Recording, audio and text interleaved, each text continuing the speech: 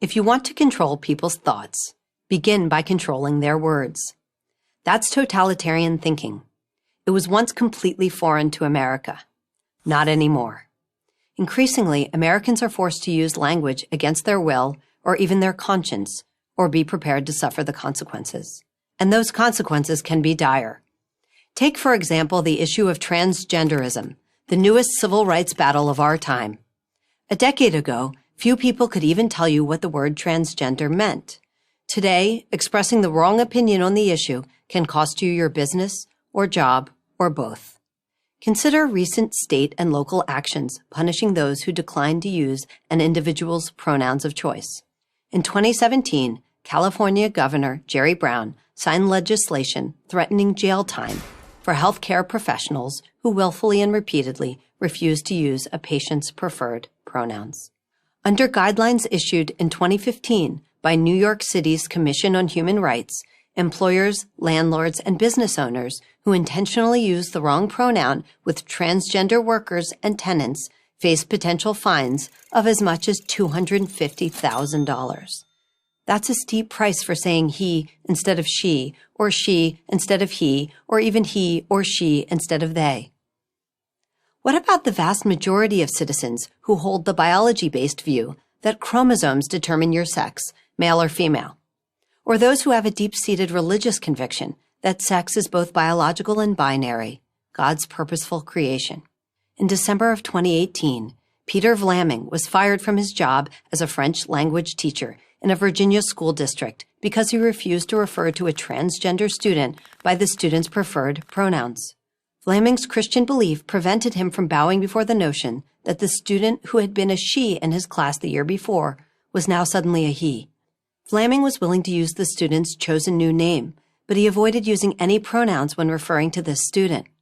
That wasn't good enough for the school district. They needed to hear him say the words. You don't have to be religious to believe that one person can never be a they. The Supreme Court has clearly decided that compelled speech is not free speech. In West Virginia State Board of Education versus Barnett, the Supreme Court upheld the student's right to refuse to salute an American flag. Justice Robert Jackson wrote, "If there is any fixed star in our constitutional constellation, it is that no official, high or petty, can prescribe what shall be orthodox in politics, religion, or other matters of opinion."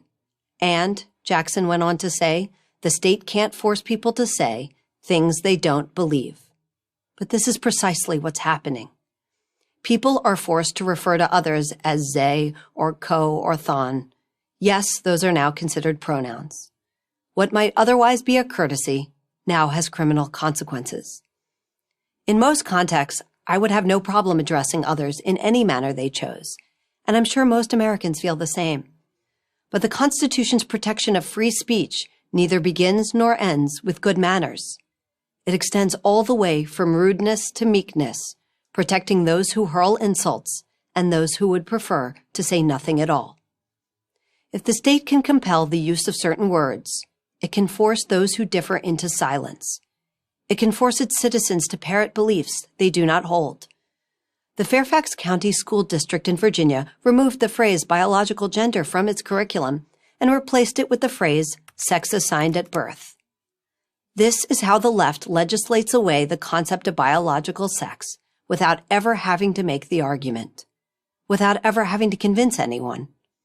They're trying to make sex assigned at birth as trivial and malleable as name assigned at birth, as if some doctor arbitrarily chose for you on the day you were born. To the extent that the transgender movement seeks to promote compassion for those who struggle with their biological sex, we should be grateful for it. To the extent that it seeks to use government power to regulate our perspectives, commanding that we ignore biology and common sense, we should resist it. This is no small issue. The Constitution guarantees freedom of speech so that political issues can be worked out in the public square. But the activist left doesn't want that conversation to occur. They want to force the adoption of their conclusions before the argument even begins. Compelled speech is the tactic they've chosen. It's unconstitutional, it's undemocratic, and it's wrong.